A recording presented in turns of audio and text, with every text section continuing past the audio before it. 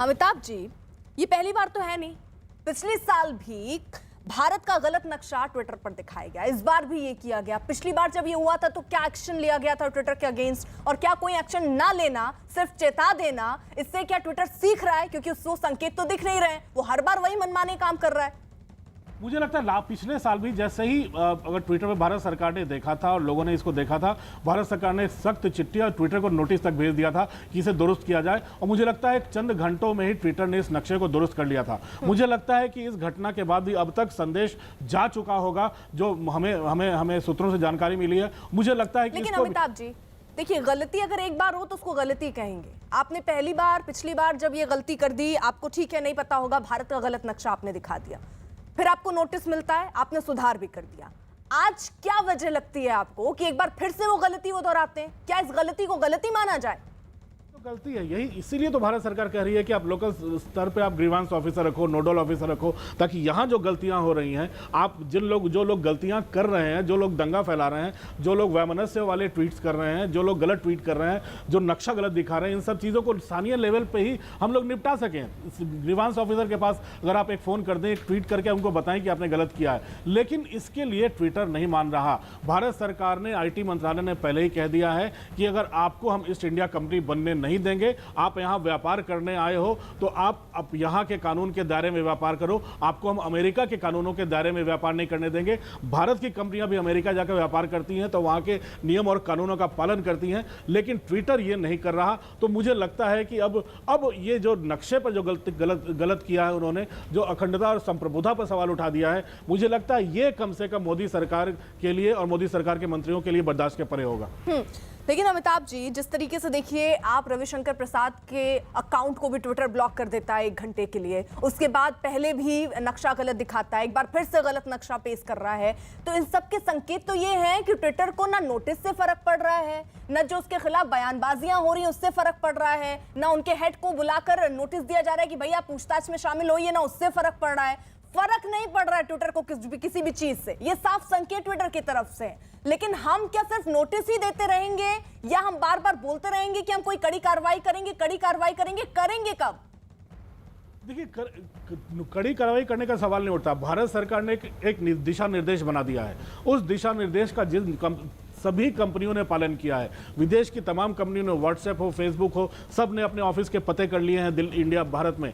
सब ने अपने नोडल और ग्रीवांस ऑफिसर नियुक्त कर लिए हैं। सिर्फ ट्विटर को यह परेशानी हो रही है। तो मुझे लगता है अगर एक कंपनी को परेशानी हो रही है और ये अगर लगातार एक के बाद एक गलतियां किए जा रहा है और अब भारत की अखंडता और संप्रभुता के साथ खिलवाड़ करने की कोशिश कर रहा है, तो मुझे लगता है कि अब बर्दाश्त के बाहर होगा। मुझे लगता है ठीक है, एक बड़ा तबका कह रहा है कि आप तमाम प्रधानमंत्री से लेकर तमाम लोग अब इस ट्विटर से हट जाओ, इनका सारा का सारा खेल खत्म हो जाएगा। लेकिन कई चीज़ें होती हैं अंतर्राष्ट्रीय स्तर पर, व्यापार के स्तर पर, जो व्यापार ट्रेड को लेकर गलत संदेश नहीं जाना चाहिए। अभी दुनिया संक्रमण काल से गुजर रही है, इकॉनमी बैठ रही है, तो मुझे लगता है बाकी कंपनियों को भी गलत संदेश जाएगा। शायद यही कारण है कि बहुत बड़ा कदम सरकार नहीं उठा रही है बैन करने का। लेकिन मुझे लगता है ट्विटर को सख्त नोटिस जाने लगे हैं और उन्हें अब इस कम से कम इस नक्शे के लिए भी उनको ऐसे कई क्रिमिनल केसेस झेलने पड़ेंगे भारत में। मुझे लगता है कि वो अगले 24 घंटे में भी साफ हो जाएगा।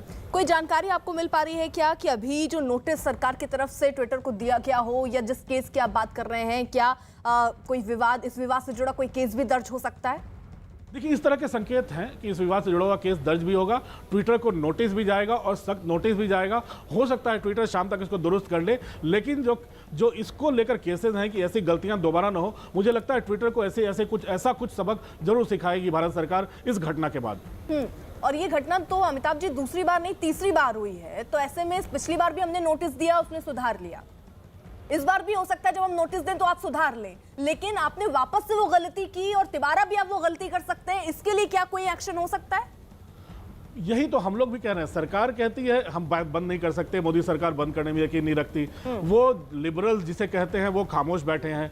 जो ट्विटर की फैक्ट फाइंडिंग टीम है वो ऐसी विचारधारा से ग्रसित है जो अभी भारत सरकार की विचारधारा से बिल्कुल विपरीत है। वो हमेशा उनको वही चीज़ें गलत लगती है जो मोदी सरकार कर रही हैं। तो मुझे लगता है कि जो एक अभिव्यक्ति की आज़ादी की बात कर रहा है ट्विटर, वो ऐसे लोगों को फैक्ट फाइंडिंग टीम में या फिर अपनी उस टीम का हिस्सा क्यों बनाया हुआ है जो ये तय करे कि भारत के ट्वीट में क्या गलत हो रहा है, क्या सही हो रहा है, वहां भी तो न्यूट्रल लोग बैठाने चाहिए थे। यही सवाल भारत ने ट्विटर से पूछा है और मुझे लगता है कि कई चीज़ों को दुरुस्त करने की प्रक्रिया ट्विटर को अब करनी पड़ेगी, नहीं तो उनको देश भर में केस झेलने पड़ेंगे और शायद ग्रीवांस ऑफिसर की नियुक्ति न करके उनके व्यापार पर भी धीरे धीरे असर पड़ने वाला है इसको लेकर। अमिताभ जी, जरा जो दर्शक अभी जुड़े हैं जरा उनको बता दीजिए कि इस बार जो ट्विटर ने नक्शा दिखाया है उसमें क्या गलत है। पिछले साल जो उन्होंने लद्दाख को बाहर किया था भारत के नक्शे से, और भारत सरकार ने सख्त चिट्ठी लिखी थी, उनको चिट्ठी भी लिखी थी कि आप इसको दुरुस्त करें।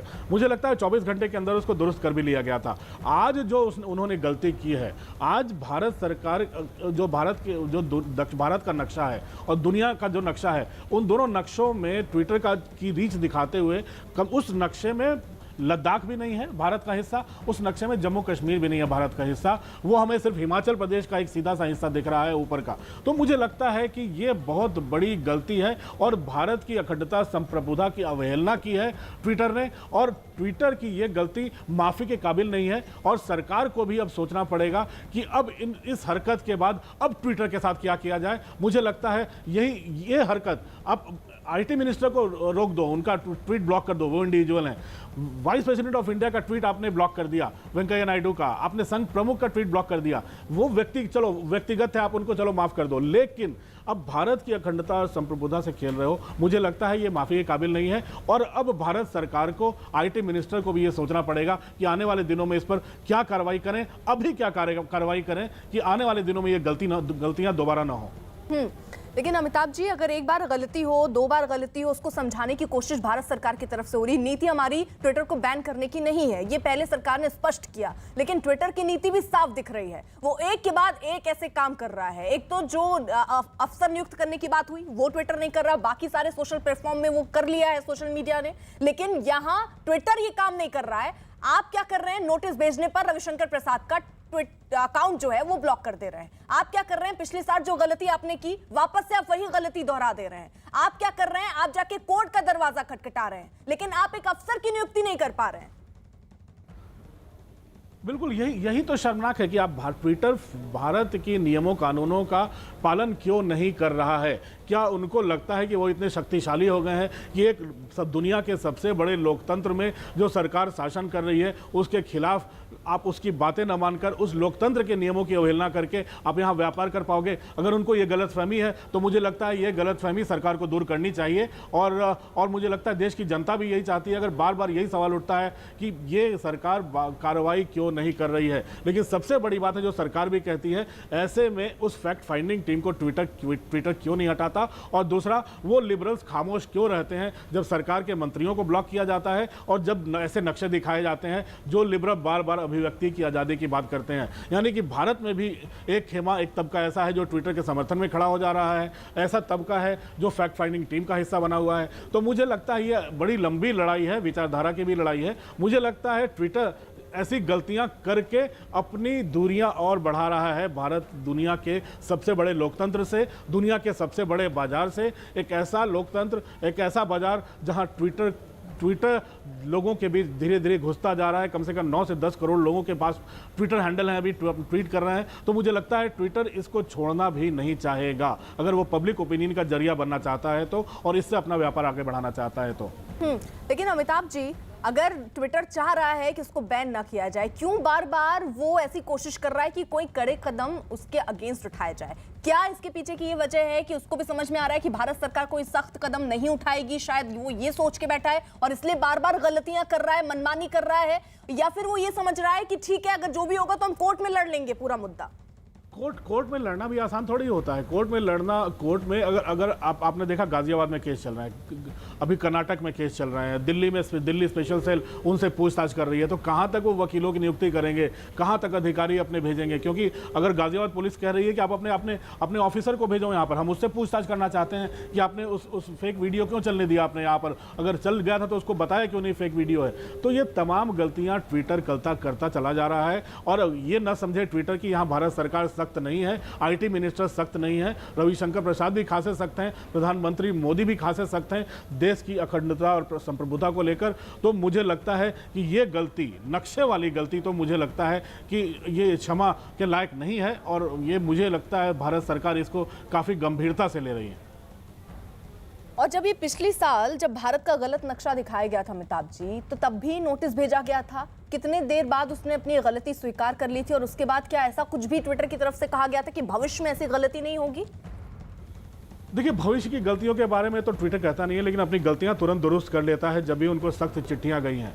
लेकिन इस बारी ट्विटर भी बार बार गलती क्यों कर रहा है, ये ट्विटर को समझ में आएगा या भारत सरकार जानती है कि ट्विटर ऐसा क्यों कर रहा है। क्योंकि पिछले हफ्ते भी संसदीय समिति की बैठक में ट्विटर के अधिकारियों को बुलाया गया था, वो बार बार ट्विटर को हमारे सांसद, इसे संसदीय समितियों को मिनी संसद कहा जाता है, जहां तमाम दलों के सांसद जिसके सदस्य होते हैं, इसके अध्यक्ष अभी शशि थरूर हैं जो कांग्रेस के सदस्य हैं। तो मुझे लगता है अगर सर्वसम्मति से पूरी की पूरी संसदीय समिति ये चाहती है ट्विटर भारत के नियमों का पालन करे, और ट्विटर के अधिकारी हर सवाल का एक ही जवाब उसमें दे रहे थे कि हमें अमेरिका से पूछना पड़ेगा, इसके लिए हमें वहां पूछना पड़ेगा। तो मुझे लगता है कि वो अभी भी अमेरिका अगर अपने अपने हेडक्वार्टर से लिंक्ड होना चाहते हैं, वहां से जुड़ के रहना चाहते हैं, तो भारत में उनके लिए काम करना आने वाले दिनों में खासा मुश्किल हो जाएगा। अमिताभ जी, बहुत बहुत शुक्रिया आपका जुड़ने के लिए। तो कुल मिलाकर अब सरकार की तरफ से कहा जा रहा है कि नोटिस भेजा जाएगा, ट्विटर के अगेंस्ट एक्शन भी हो सकता है। वो देखना होगा कि किस तरीके कदम अब भारत सरकार उठाती है। इसी बीच जम्मू से एक बड़ी खबर आ रही है। यहां कालूचक में आर्मी इलाके में देर रात 2 बजे ड्रोन देखे गए। 2 जानकारी जो सामने आ रही है उसके मुताबिक पहली ड्रोन रात करीब 11:15 बजे दिखाई दिया। इसके बाद करीब 3 बजे दूसरा ड्रोन उसी इलाके में दिखा। ये 2 ड्रोन देखने की बात सामने आ रही है। ड्रोन दिखते ही वहां फौरन हाई अलर्ट जारी किया गया और सेना की तरफ से ड्रोन पर फायरिंग शुरू की गई, जिसके बाद दोनों ड्रोन वहां से गायब हो गए। इस घटना के बाद मामले की गंभीरता को देखते हुए इलाके में सर्च ऑपरेशन शुरू किया गया है। जम्मू टेक्निकल एयरपोर्ट पर हुए 2 ड्रोन से ब्लास्ट के बाद एक और ड्रोन स्पॉट किया गया है जम्मू के कालूचक इलाके में। इस साइड का पूरा आर्मी का एरिया है, जिस इलाके में जो ड्रोन जो है रात लगभग 3 बजे के करीब स्पॉट किया गया था। अब आप देखें तो सेना की क्यूआरटी की गाड़ी भी जहां पर खड़ी कर दी गई है।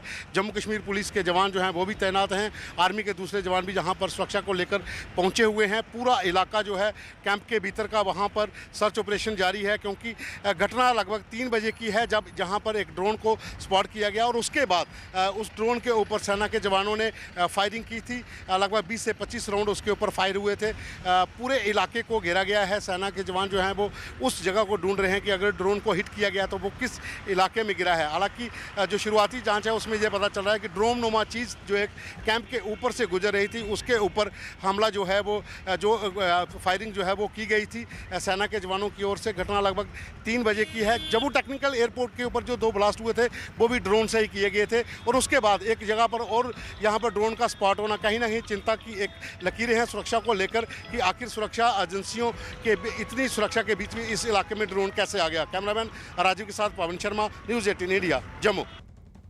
जम्मू धमाके से जुड़ी एक और बड़ी खबर आ रही है। CNN न्यूज़ 18 की खबर है कि जम्मू एयरफोर्स स्टेशन पर हुए धमाके मामले में अब FIR दर्ज की गई है। इसमें UAPA IPC एक्सप्लोजिव एक्ट के तहत FIR दर्ज की गई। पुलिस ने इस मामले में UPA की धारा 13, 16, 18 और 23 के तहत केस दर्ज किया है। साथ ही IPC की धारा 307 के तहत हत्या की कोशिश और धारा 120B के तहत आपराधिक साजिश रचने का भी मामला दर्ज किया गया है। जम्मू एयरफोर्स स्टेशन पर हुए ड्रोन हमले पर CDS विपिन रावत ने क्या कहा, जरा सुनिए। Drones, swarms and other such elements will change the very nature and character of warfare. We are quite concerned about drones being applied in this domain, and therefore we have been continuously working on countering drone technology. And you will be happy to know that our own DRDO has made some success and have demonstrated their capability to counter these drones. CNN news 18 के मनोज गुप्ता की ही खबर है कि जम्मू के air force station पर हुए drone हमले के पीछे पाकिस्तान की सेना और आईएसआई का हाथ है। खुफिया सूत्रों से मिली जानकारी के मुताबिक इस हमले के लिए ड्रोन में अत्याधुनिक जीपीएस तकनीकी का इस्तेमाल किया गया था। वहीं शुरुआती जांच के बाद एनआईए ने इस मामले में 2 संदिग्धों को हिरासत में लिया। पूछताछ में ये बात सामने आई कि बेली चराना बस्ती से दोनों ड्रोन को ऑपरेट किया गया था। ये बस्ती एयरफोर्स स्टेशन से महज 500 मीटर की दूरी पर है। जम्मू टेक्निकल एयरपोर्ट मामले में एक नया खुलासा हुआ है। सुरक्षा एजेंसियों को पता चला है कि जो ड्रोन वहां पर भेजे गए थे वो इस इलाके से कहीं ऑपरेट हो सकते हैं। सूत्रों के अनुसार रोहिंग्याओं का एंगल भी देखा जा रहा है, क्योंकि यहाँ पर एक बस्ती रोहिंग्याओं की है और यहीं से अगर बात करें तो ये बिल्कुल जहाँ कैमरामैन आपको दिखा रहे हैं, जहाँ से 500 मीटर दूर जो एयरपोर्ट है, टेक्निकल एयरपोर्ट, आप देखिए वहाँ से अभी भी फ्लाइट एक निकली है।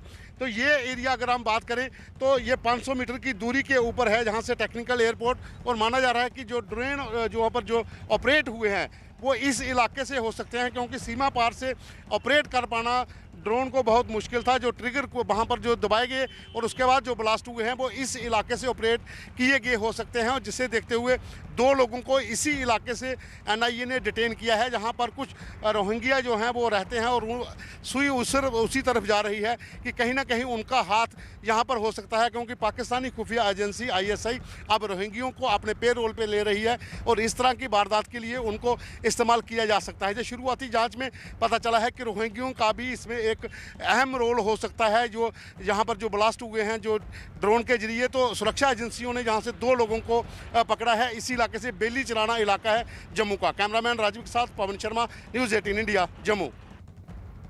जम्मू एयरफोर्स स्टेशन पर हुए हमले के बाद केंद्रीय मंत्री रामदास आठवले ने क्या कहा, जरा सुनिए।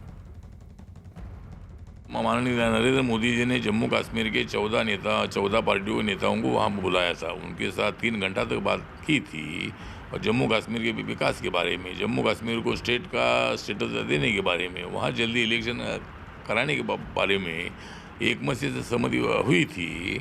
और इसीलिए शायद पाकिस्तान के द्वारा आतंकवादियों के मार्फत जो ड्रोन का हमला है, ये हमला जो जम्मू में हुआ है, और ये जो शायद वहाँ जो शांति जो आज है उसको मतलब धूल मिल करने के लिए ही इसी तरह का हमला हुआ है, और इस हमले का हम धिक्कार करते हैं, निषेध करते हैं। जम्मू एयरफोर्स स्टेशन पर हुए ब्लास्ट के विरोध में डोगरा फ्रंट के कार्यकर्ताओं ने प्रदर्शन किया। इस दौरान डोगरा फ्रंट के कार्यकर्ताओं ने पाकिस्तान के खिलाफ जमकर नारेबाजी।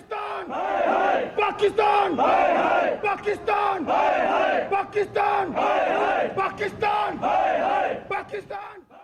फिलहाल एक छोटे से ब्रेक के लिए रुक रहे हैं, आप बने रहिए न्यूज़ 18 इंडिया के साथ।